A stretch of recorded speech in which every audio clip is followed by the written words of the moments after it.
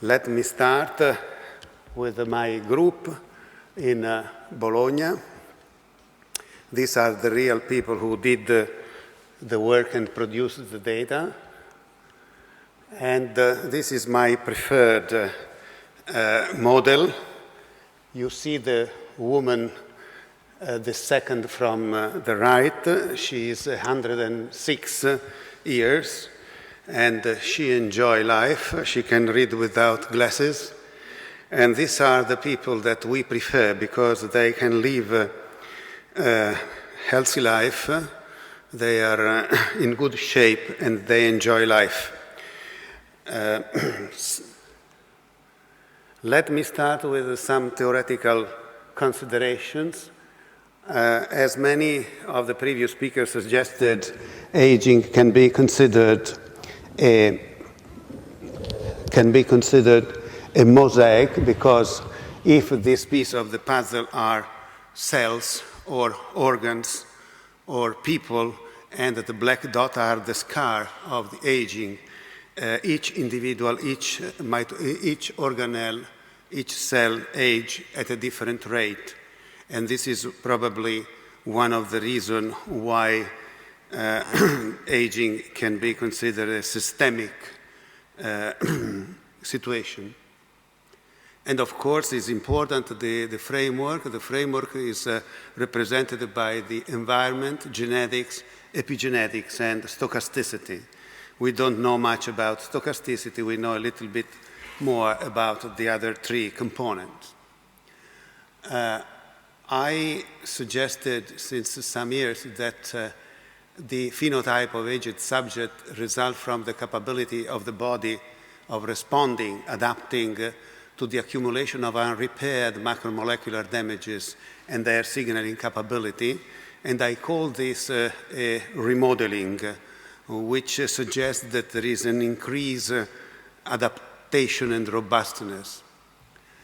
This fits with the antagonistic pleiotropy theory that was mentioned before, because remodeling is based on and performed by fundamental biological response like DNA repair, apoptosis, and particularly inflammation. I did some work on it. All these responses are positive and fundamental and crucial for survival until reproduction, but such responses may turn detrimental in the post-reproductive period of life, which is largely unpredicted by evolution. And I proposed what I called inflammaging in order to suggest that inflammation, as Judy suggested you previously, is a major driving force of the aging phenotype.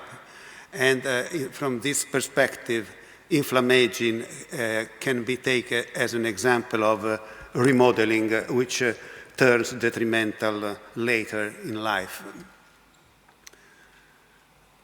During the aging process, robustness and frailty occur concomitantly, and the phenotype of centenarians is very complex because it is a mixture of adaptive robustness and accumulating frailty.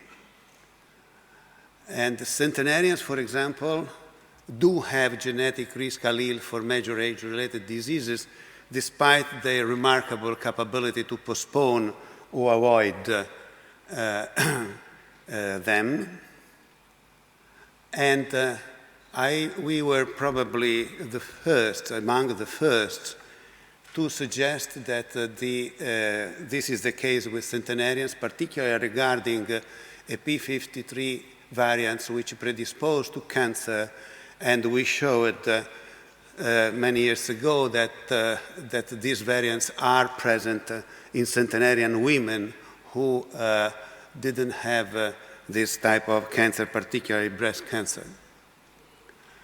Recently, our colleagues and my friend in Leiden also showed that doing a genome-wide association study, that indeed the presence of bad alleles do not compromise human longevity. So you can become centenarians despite having bad polymorphism in your genome. we also showed many years ago that centenarians have an hypofunctioning thyroid, and working with the major expert of thyroid in Italy, Aldo Pinchera, we summarized our data here in this review, and in which we show that several thyroid hormones are very low in centenarians, and TSH is high. And I'm glad to say that this topic has been, there was a reappraisal of this type of research, and for example, other Italian scientists demonstrated that indeed FT3 is very low in centenarians, as we published many years before, but what is interesting is that also the offspring of centenarians share this hormonal characteristic. Centenarians are stressed, and I published a paper in which I showed that the cortisol, CRF, and ACTH are significantly higher in centenarians in comparison to young people. And we also suggested and showed that centenarians are inflamed, and that inflammatory markers, for example, IL-6 in this slide, are highly elevated in centenarians. Each dot above the gray area say that the values are significantly higher than the average, and you can see that mostly of the centenarians have very high level of this pro-inflammatory cytokine. Despite the fact that they are inflamed, they do not have the major characteristic related to inflammaging, say an increase of fat mass. They are indeed mostly, practically 100% are lean, and despite this high level, they do not suffer in most of the cases of the age-related diseases in which, for example, pro-inflammatory cytokines, including IL-6, play a major role. A major characteristic of the centenarians that we show together with Giuseppe Paulisso in Naples is that there is practically no insulin-resistant centenarians. And you can see that insulin resistance measured by HOMA increases with age up to age 80, and then decreases. And in centenarians, there is practically no one which has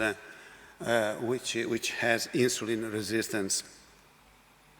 And we also show that IGF-1 is very low in most of the centenarians, and this is probably one of the reasons why this people is protected from cancer, not the only one, but at the same time, IGF-1 is so important as a growth factor for muscle and other cells. And indeed, the centenarians suffer of sarcopenia. It was remembered by Andreas Barke, this paper that we published suggesting that indeed in centenarians the IGF plasma levels are correlated with polymorphism of IGF-1 receptor and PI3 kinase. And this is also interesting to look at more recent data that we obtained in centenarians, offspring of centenarians, and in comparison to people of the same age of the offspring of centenarians, age about 70, but who have non-long living parents, both non-long living according to the Italian demography. So in this case, the parents did not live more than the average expected lifespan in Italy. And so we can have two groups of people, centenarians, their offspring, and the offspring of non-long-lived parents, which are an age of about 70. And if you look to the difference between these two groups of elderly, as expected, the centenarians' offspring are much better, are in better shape from the number of drugs assumed, the diseases that they underwent, and hand grip strands, and so on, chair stand. So from a variety of perspective, the offspring of centenarians are in better shape. And in particular, they, as you can see in the next slide, which summarize a lot of work, you can see that the centenarians are highly inflamed. IL-6 is very high, is on the top. The resistin is very high. Serum amyloid alpha is also very high. Fibrinogen is high. And most of them have a high level of IgG anti-CMV, cytomegalovirus. But at the same time, centenarians have a high level of adiponectin, which is significantly much higher than their offspring or the other type of elderly, suggesting that indeed, as was suggested previously by Andrei Bartke, this can play a major role in their healthy status. What is also interesting is that there are no major differences between from this type of parameters between offspring of centenarians and offspring of non-long-living parents, except for IGF-1, which is 138 in the offspring of non-long-living parents, is decreases to 180 and to about 72 nanograms per milliliters in centenarians. So also from this point of view, the centenarian offspring are better, and these data are at variance with some previous data published on this topic. Adiponectin is extremely interesting, and there has been published recently this paper in which these people identified hundreds of authors, is a very large panel of scientists. They identified the novel loci for adiponectin level and their influence in type 2 diabetes and metabolic trait, suggesting that indeed there is a genetic component in the adiponectin level, and that a high level of adiponectin can be protective for type 2 diabetes and metabolic traits. All what I told you is compatible with a very complex scenario that I summarized in this paper, inflammaging and anti-inflammaging. So I thought, and we proposed that is not simply the inflammation which is important, but also the anti-inflammatory response that we are able to pursue. And is the balance between inflammation and anti-inflammation that probably matters. And indeed, just to mention only a few, in the centenarians there are high level of circulating anti-inflammatory molecules. So we showed some years ago that TGF-beta, which is a suppressor anti-inflammatory cytokine, is high in centenarian. Cortisol I showed you. Also the receptor antagonist of IL-1 increases with age, including centenarians, and adiponectin, you just saw the data. I would like to finish this scenario about the phenotype of centenarians by quoting this paper that was published probably too early because the message was quite strong. In centenarians, the hemopoietic stem cells, the CD34 positive, are diminished in the peripheral blood, but if you put them in culture in optimal conditions with the optimal amount of growth factor, they are able to differentiate into erythrocyte, granulocyte, and megakaryocyte in an indistinguishable way from the cells, the same cells from young subject.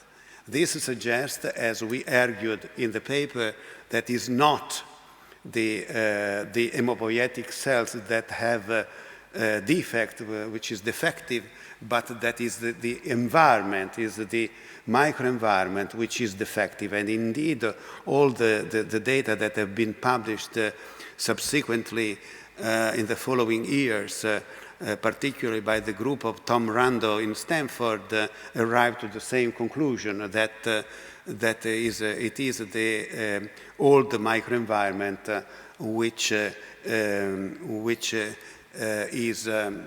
affect the capability of stem cells, but not the stem cells themselves.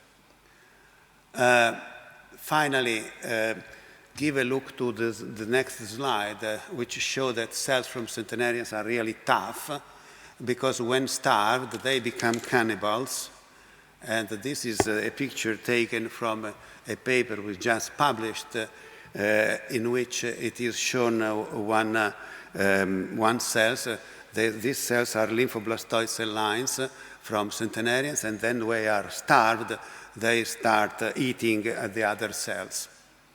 And these are the data that this either self-cannibalism or xenocannibalism is present only in cells from centenarians and not in the same cells from young people or elderly people. The fact that there is an increasing robustness together with an increasing concomitant frailty in centenarians is probably one of the reasons why, to explain one of the major phenomena described by the demographers, that the mortality rate start decreasing after age 80, 85, and does not follow anymore the Gomper's equation, and the very old people die less than expected, because probably they have been selected and they became more robust because they adapted to the stressors during their lifetime. So now we are going to the topic, omics and longevity, and I would like first to start with NFKB, which was mentioned as one of the most important players in this inflammatory scenario and inflammaging, you know that NFKB is very complex, and there are at least 5 components which can combine in very different ways. So the molecular biology is a little bit tricky, and you can see that there are many combinations of this transcription of these subunits which can then act as transcription factors. And we recently did an interactomics, say an in silico interactomics. The aim is to identify and integrate all the proteins that, on the basis of published papers, interact directly or indirectly with the proteins activated by an FKB transcription factor. And this is the look of the interactome, and is very complex, and if we look in a more careful way, it resembles what we call the bow tie. Bow tie is a concept that suggests that the pathways and the network act in a functional way like this bow tie. And for example, if there is an immune response or any important cell activity, the cells are bombarded at the same time from many stimuli, and they have to integrate all these stimuli and to release a fine-tuned response. And of course, there is a core of highly conserved, evolutionarily conserved cells or molecular pathways which integrate and do this job. Well, the importance of this idea that this is a functional unit of the body to work is that this the fan out, so the fine-tuned response can exert a feedback effect, changing the activity of the core of the knot. And indeed, what is interesting is that we found that the NFKB interactome has apparently a bow tie architecture. There are about 622 proteins that we identified using very strict criteria, and they produce, among others, 348 proteins, and there is a small loop of 49 proteins which can exert a feedback. So the architecture which emerges is extremely complex, but the idea is that it follows a functional architecture like that of a bow tie. Genetics and demography. I would like to start by quoting a paper that we wrote together with Anatoly Yashin and other distinguished demographers like Jean Vaupel, suggesting that genetics and demography should be all together in order to understand what is going on in later life. And particularly, we were able to predict that the curves, the frequencies of genes involved and polymorphisms involved in aging and longevity can follow not only monotonic trajectory, but also concave and convex trajectories, which at that time was unpredicted. And the other point is that why also demography, not only for these theoretical reasons, but also because the reality suggests that, for example, in Italy there is a gradient of centenarians from north to south, particularly regarding the ratio between female and male. In the north, female centenarians outnumber male, and the ratio is 6. In the mid-central Italy is 3.5. In the south is 2. And in a great study, a large study that we did on the entire Sardinia, collecting the data of 20 years of centenarians, the centenarians which emerged during 20 years, we showed that there is what we call the blue zone, in which there is an exceptional male longevity where the centenarians' female-male ratio is 1:1. So this suggests that population genetics, population demography should play a major role in our work. And I would like to show you some data, genetic data, that we collected during the GEA project, Genetics of Healthy Aging, 25 partners in Europe, and we collected 90+ SIB pairs and young controls from the same regions, and we looked at the nuclear and mitochondrial genomes. We collected about 2,500 90+ SIB pairs, not only with 2, but sometimes with 3, 4, and 5 SIBs, and the same number of younger controls matched for geography in different countries, for a total of more than 8,000 people.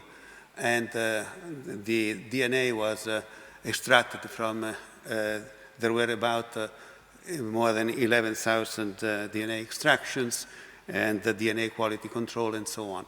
The GEA design allows to do 2 types of genetic analysis. The linkage analysis, in which the couples, the SIB pairs are looked at each one by one, and the other are, since there are also the controls, which we can do association studies, taking the older, the proband of the couple, of the SIB pair couple, and the younger controls. The linkage analysis, as you know, looks for the coinheritance of chromosomal regions within the trait, so it can be done in families, and look for alleles, frequency and proportion of alleles shared identical by descent, and test whether siblings affected by longevity, which is the trait we analyzed, share more alleles transmitted to them from the same parent than expected by chance. And what is even more important is that that is more powerful. Linkage analysis is much more powerful than association studies for identify rare, high-risk alleles.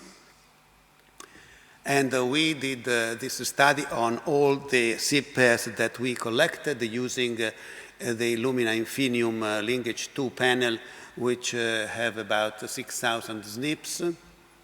And we studied 2,118 SIB pairs from all these countries. And the data suggests that there is a strong population structure, and you can see that there are 3 clusters. The cluster 1 is the Mediterranean countries, Italy and, no, it's Finland, sorry. It's Finland, which is absolutely apart. The cluster 2 are the Nordic countries, and cluster 3 is Mediterranean countries, Italy, Greece, and Sardinia. Sardinia are the crosses at the extreme. So there is a strong population structure which has to be taken into account. And this is the result of the genome-wide linkage graph among these 2,000 siblings. And you can see that there are few peaks of Lodz score more than 3. And these are the peaks in chromosome 14, in chromosome 17, and 2 peaks in chromosome 19. The peak on the chromosome 19 on the right is coincide with the place where ApoE is, and indeed is probably related to ApoE. You can see in blue, these are the rough data taken from all the SIB pairs, and the other are on the yellow ones are from when you take into account the age of the SIB pairs. Yes, this is the same idea, but should suggest that the green-yellow lines, which gives more strong signals, derive from Northern Europe, while the blue and red derive from the contribution of the Southern European. And you can see that Northern people, SIB pairs from Northern Europe, contribute more. So this is we did also a GWAS study, a genome-wide association analysis, using 1,228 people from Denmark, the Netherlands, France, Italy, and UK. And we compare with about 2,000 controls, younger controls, and we measured also ApoE in the siblings from Denmark. We were able to do a more refined study, and this study suggests that indeed there is an association between ApoE genotype, which is very significant and explain probably the second peak in chromosome 19. A remarkable finding of this study was that we genotype all the people, recruited people from the ApoE, as I said, and you can see here the people which have at least one ApoE epsilon 4 alleles. You know that epsilon 4 allele of ApoE is a risk factor for dementia, for Alzheimer, and for cardiovascular diseases. And you can see that in Europe, the Finnish have 22% of the people in Finland are ApoE4, 17% in Denmark, 16% in the Netherlands, and only 4% in Central Italy and 7% in Bologna. So you can, and it's known that ApoE is a universal risk factor. So whenever you are studying ApoE, demented people have more ApoE4, Alzheimer patients have more higher frequency of ApoE4 than the controls. But the people in Europe start from a very different baseline. And just to give you an idea, this is a paper that we recently published on sporadic Alzheimer, about 1,400 patients and 1,000 controls. And you can see that in this, our population, ApoE4 in the control, in age-matched control, is about 8% and go to rise to 23% in Alzheimer's disease. But as I showed you, in Finland, they start at the baseline with the same frequency that we see in Italian Alzheimer patients. And this, of course, creates a lot of intriguing questions. I have no time to go into details, but you can imagine that it's not easy to understand what is going on.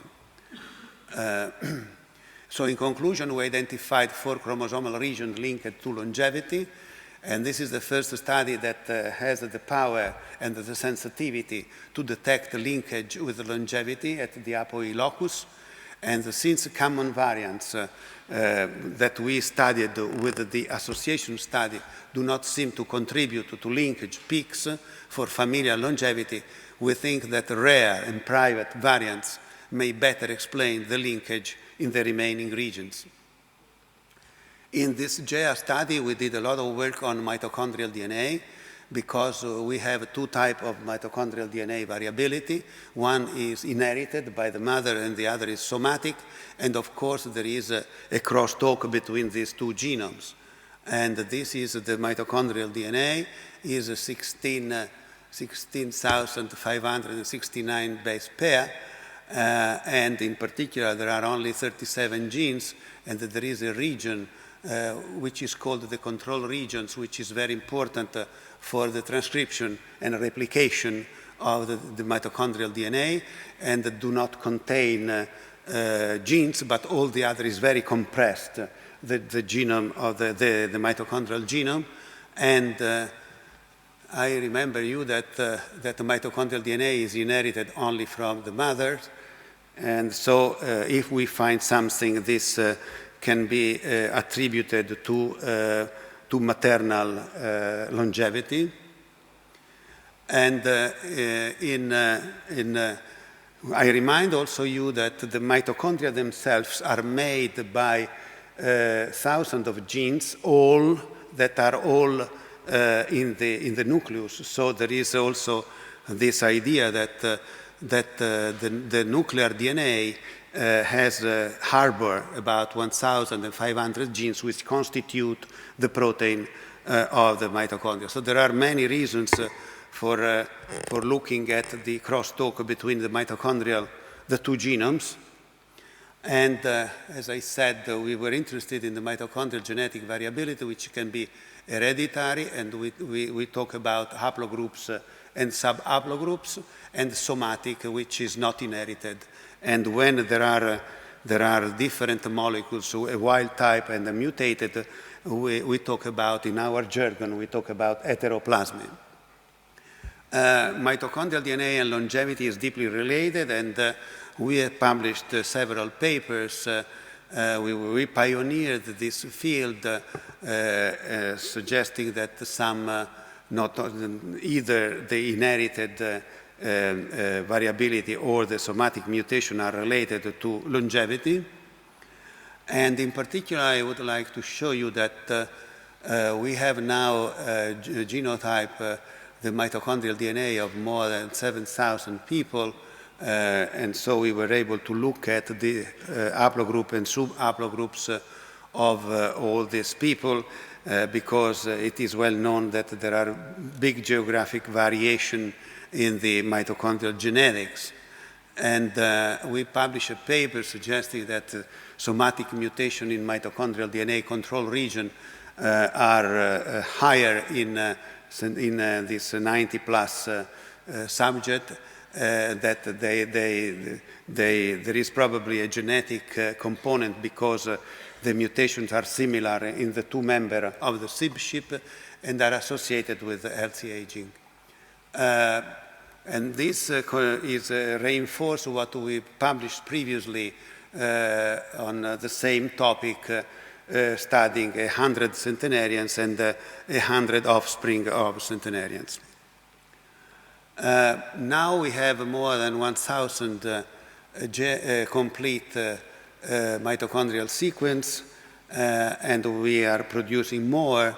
And this is just to give you an idea of what you can see. This is the data of 377 90+ seed pairs from Denmark, and a similar number of young controls. And here you can see where the mutation accumulate, particularly in the control region, but also in all the other part of the genome. And now we are looking at the combination of this genetic data with those of the nuclear genome, and to make correlation with the phenotype.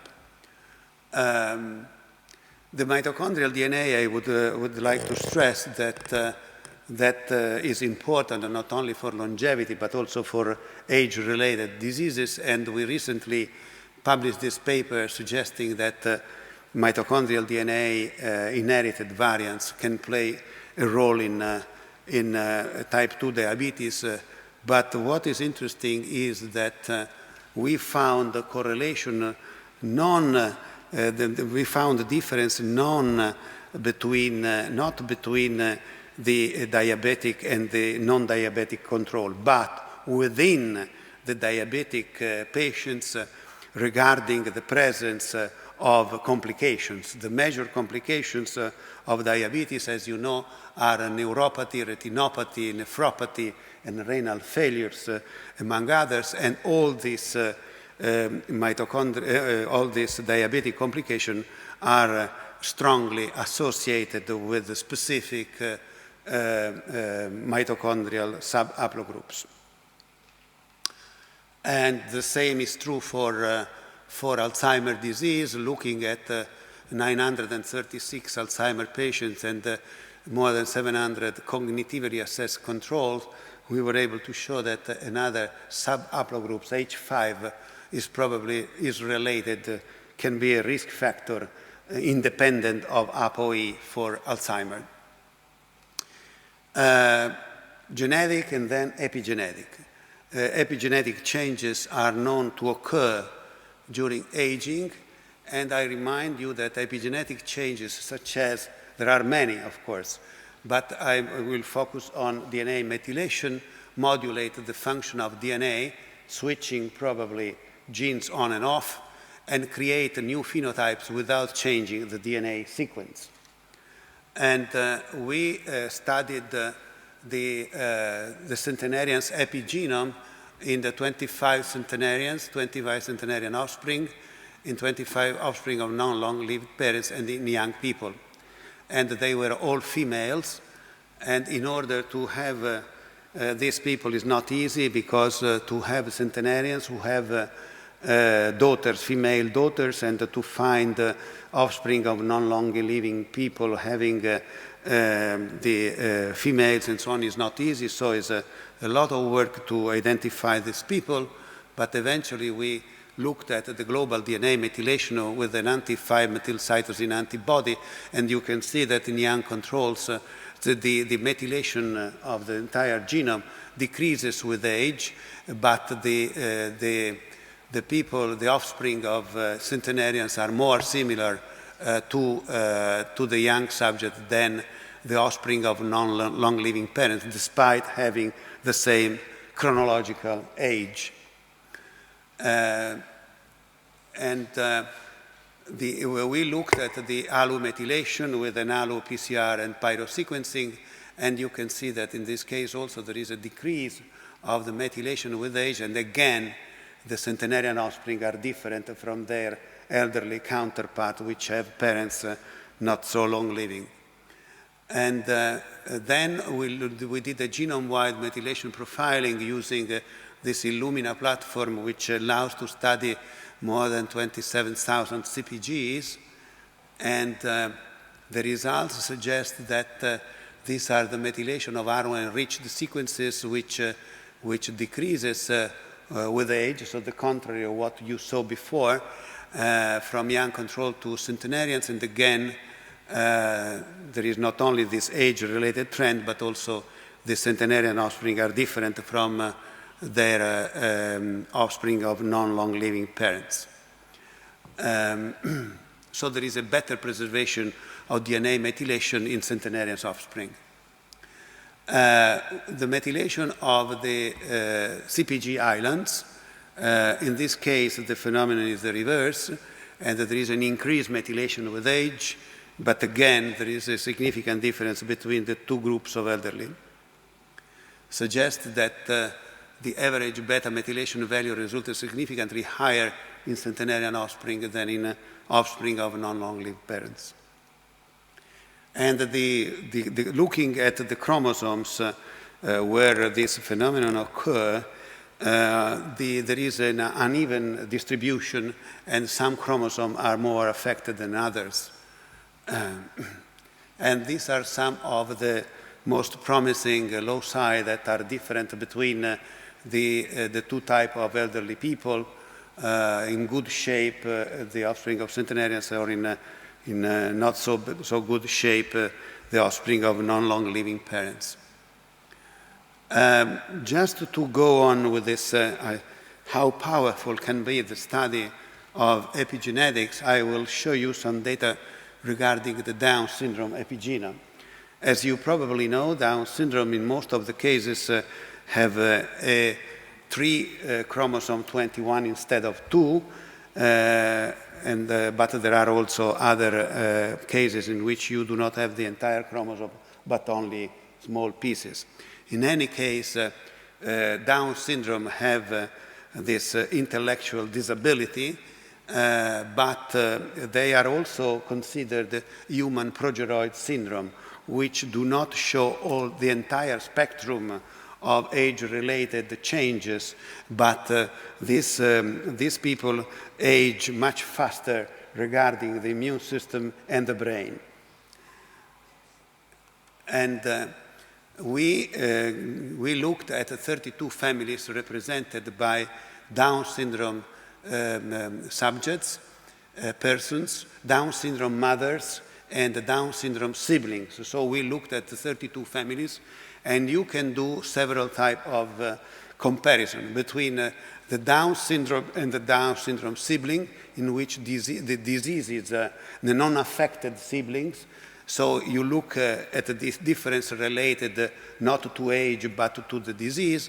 If you compare the Down syndrome with their mother, of course there is a disease but also a different age.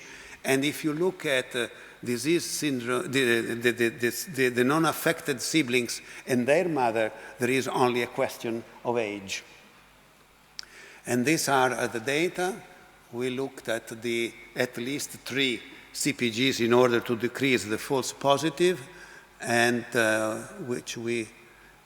just to give a look, to give a flavor of what we found is that there are, in this case, if you look at the difference between Down syndrome and Down syndrome siblings, so the disease, we could identify a total of 317 functional units represented of at least 3 CpGs, which are highly statistically significant even after Bofferroni corrections.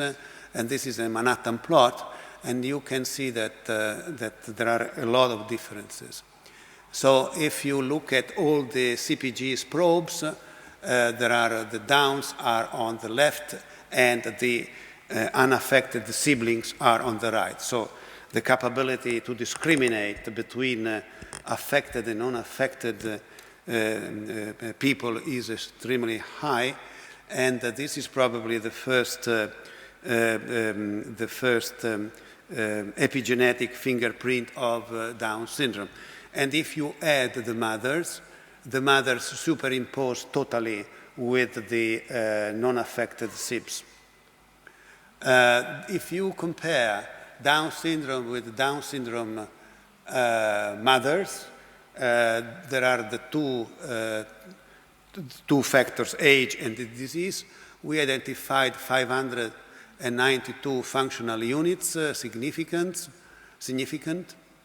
And again, there is a big difference between the Down in green and the mothers in red. And if you add the siblings, again, the difference remains very clear. What happens if you look at the non-affected siblings and their mother? No problem, no question of Down syndrome here, but only a difference of age. And in this case, the functional units that we identify are much less, but they are very statistically significant. But this could be the fingerprinting of genes which are differently methylated as a biomarker, as an epigenetic biomarker of age. And this is how it looks like. There is a clear difference between the SIBs and the mother. The overlapping is due because we collected Down syndrome from 20 to 71 years of age. So some of the SIBs are also old, and non-affected SIBs are also old, and so there is this overlap, a little bit of overlapping, but they are clearly distinct. And this is what happens if you put the first component of the PCI with the chronological age, and you can see that there is a beautiful picture suggesting that this CpG, identified CpG, can be considered a biomarker of age, and we are working to understand if this is true or not.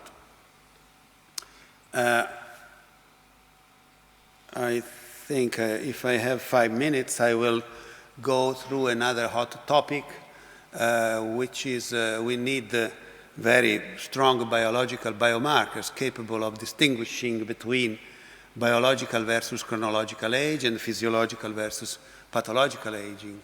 And I will show you some data regarding glycomic that we did in collaboration with Chiti Chen and Valérie Van Oren of the University of Ghent. We published several papers from 2007 onward regarding the glycomic changes which occur with age. This is another page. And I would like to show some of the data. The N-glycans are N-linked oligosaccharide, which are sugar chain covalently linked to an asparagine residue when there is this 4 amino acid are present in the peptide sequence, can mediate a variety of biological roles that I have no time to go into details. The glycans, of course, are chain structures not encoded directly in the genome because there are glycosidases and glycosyl transferases which do the job. And this is the method that they were able to set up in Ghent. So they cut the glycan from the protein, label it, and then make a profiling using a DNA sequencer. And there are several peaks which you can identify, and I will only show you something regarding peak 1 and peak 6. And they need only 2 microliters of serum to do this. And the peak 1 increased gradually with age, while peak 6 decreased gradually with age. And the log ratio between the 2 peaks can be considered a new biomarker of aging. And because you can see peak 1 is increasing and peak 6 is decreasing with age. And these are the structures which we identify. And you can see that what increases are these glycans without 2-galactose at the end.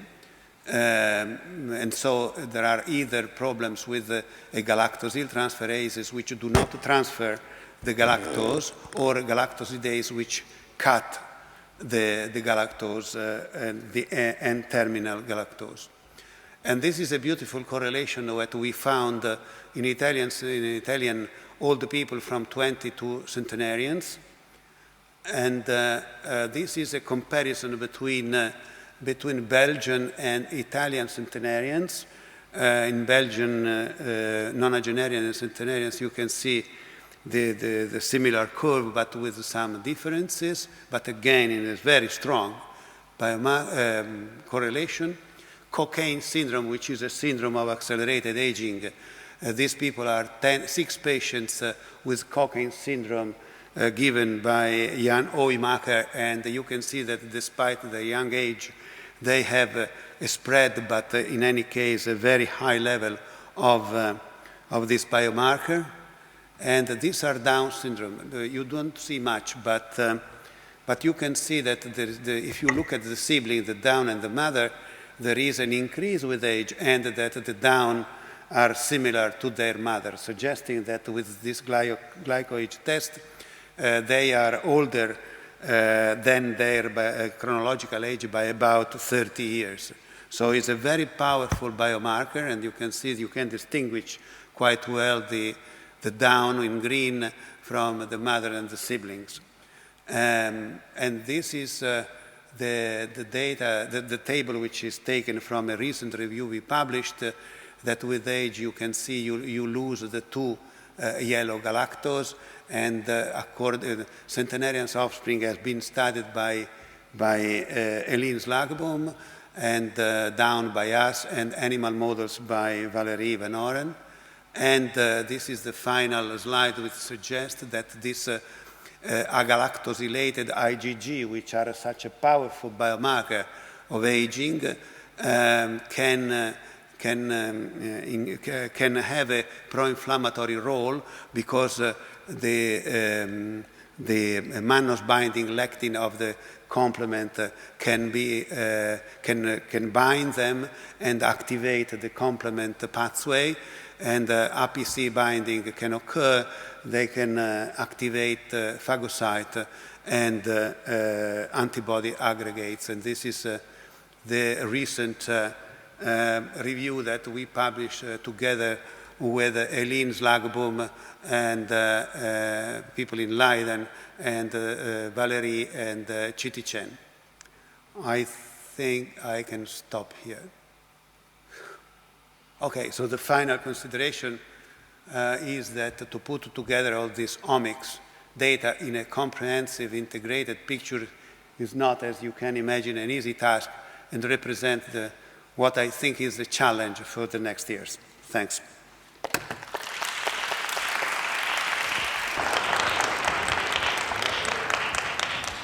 Thank you very much. У нас есть время для одного вопроса. I ask about a very simple question. You mean that free T3 triothionein is low in centenarians, and does it mean that